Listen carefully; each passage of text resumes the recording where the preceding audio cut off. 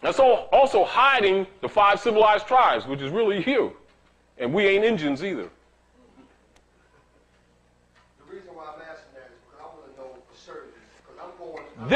This is what it is. And I think I understand where you're coming from. Once we begin to learn more about what Drew Ali left for us to study, what he is telling us literally is to prepare ourselves so that we can take our places in world affairs. Really. He didn't bring this knowledge for us to sit around and pray and feel like good believers. He came to make us better citizens, to bring us into constitutional fold of government, to become active and not passive members of society, to be productive in industry, to be productive with schools, agriculture, governing our families, getting our houses in order, for real, not because we said it because we can repeat it because it's in the Holy Quran, feeling good about ourselves, patting on our back, and then going out here suffering all kind of nigger problems. You know, we come to the temples and we feel all good about ourselves, and Monday morning we go into some nigger line to pay some foreigner some fines for our right to travel on our own land. That's not so bad as we don't know the knowledge on how to defend ourselves relative to our birthright.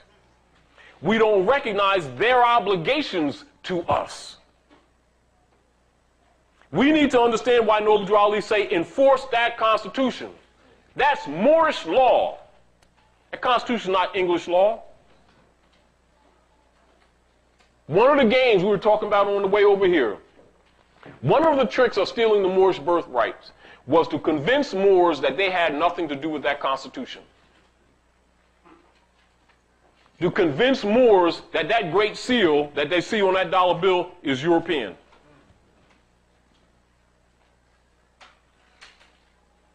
And so we disconnect. And by us disconnecting, we actually volunteer or abandon our government. They got their name on us, and so they claim that we have abandoned it. And so they're caretakers of people who have amnesia. And that's legal. That's lawful. They're not really outside the law. We are. And so it is we who need to be redeemed. The European already knows this knowledge. And a lot of them really trying to help. It's just that you can't trust all them forms. But all of them, Europeans in general, are not dumb of the Great Seal. They know the Great Seal is you. But when we come into this movement, many people think that we came in this movement just to pray. Or to have some secularism of Islam. There is no secularism in Islam. It is under the corruption, but in reality, there is not. Now, when you become, how would you say, adept. And adept means expert. When you are adept, that means you are master. So if you were to give, I wish we had a chalkboard, if you were to give a brother or a sister a circle 7, just like you have in your Holy Quran, right? So you give them circle 7. And they say, oh, wow, these are the ancient teachings of the ancient Moabites that they took to Tibet to keep the Christians from burning this information. So they took these lessons to Tibet, and they've been protected.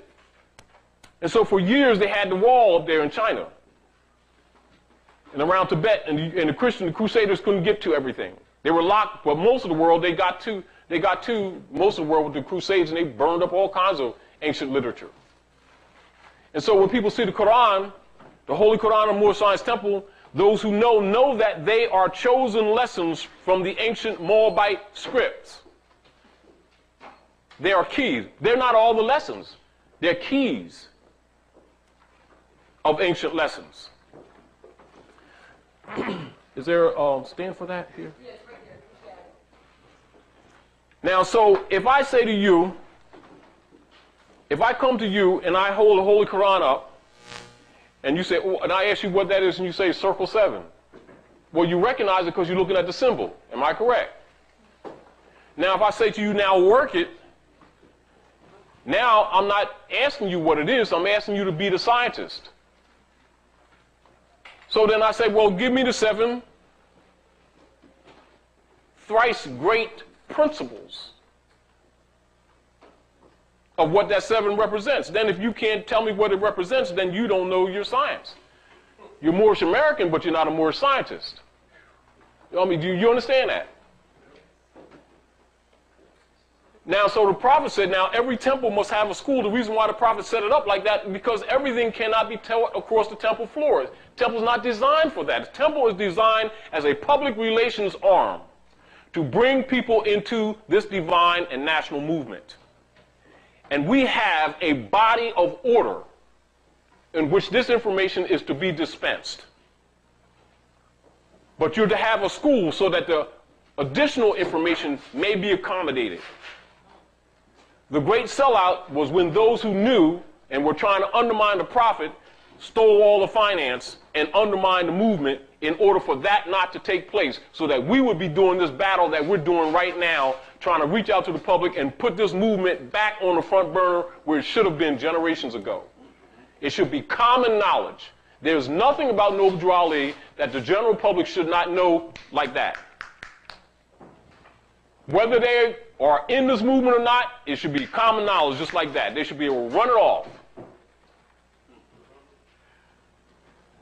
Furthermore, they should know that Negro, black, and colored, etc. are not just misnomers in historical interest or something contrary to truth relative to that, but it is actually a violation of law.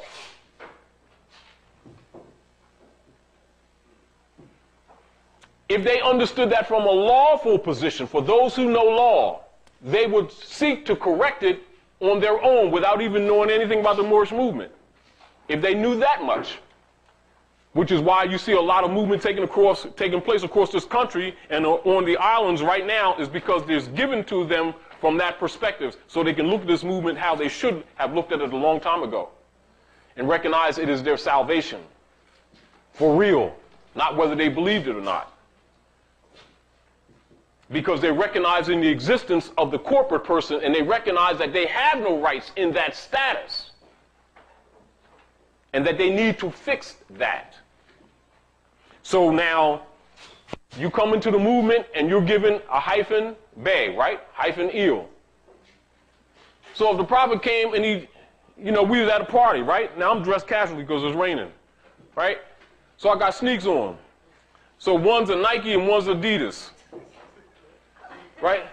So I think I'm heavy, I'm happening, But somebody know better say, brother, the shoes don't match, brother. Now if I get insulted, man, what you talking about, my shoes don't match? They look good to me. One's going that way and one's, one's high, one's low. Now so the prophet give you your title back. And then you begin to study. And you come from belief to faith. And you become stronger. Then you study. And then you become to the level of fruition, which you become what you know, which means you understand this thing. You don't need belief. Doesn't mean somebody coming in doesn't need belief. You don't need belief because you're no longer a slave. You're not a slave to the ignorance. You don't need that. You need that crutch to begin. So now if you know who you are, you know doggone well you're not Williams. You're not Fredericks. But it's incumbent upon you to fix the rest of it. The prophet said the half has not been told. If I told you everything, you'd go back to sleep. But if you understood this thing, you'll become active and stop being passive, and you would start doing those things necessary to become better citizens. And that would not remain as a mere empty statement, but it would be accented by your activity in the communities with your people. Because the nation is out there. This is not a club. Our problem is we've been treating it like a club. And no one has challenged us to do better. And so we felt uncomfortable, but what we have done, we've relegated our children to servitude through contracts. And they don't even understand how the birthright is stolen because they don't even know what birthright is. You challenge them to say, explain to me what birthright is. And they'll make the statement, but they can't defend it. Oh, yes, all right. Now, as an example,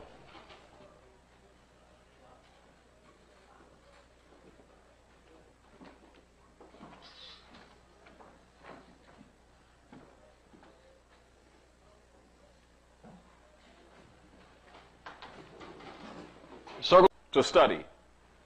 What he is telling us literally is to prepare ourselves so that we can take our places in world affairs. Really. He didn't bring this knowledge for us to sit around and pray and feel like good believers. He came to make us better citizens, to bring us into relative to our birthright. We don't recognize their obligations to us. We need to understand why Noble Drew Ali say, enforce that Constitution. That's Moorish law. That Constitution is not English law. One of the games we were talking about on the way over here, that's also hiding the 5 civilized tribes, which is really you. And we ain't Indians either. The reason why I'm asking that is because I want to know for certain, because I'm going... This is what it is. And I think I understand where you're coming from. Once we begin to learn more about what Drew Ali left for us, suffering all kind of nigger problems. You know, we come to the temples and we feel all good about ourselves, and Monday morning we go into some nigger line to pay some foreigner some fines for our right to travel on our own land.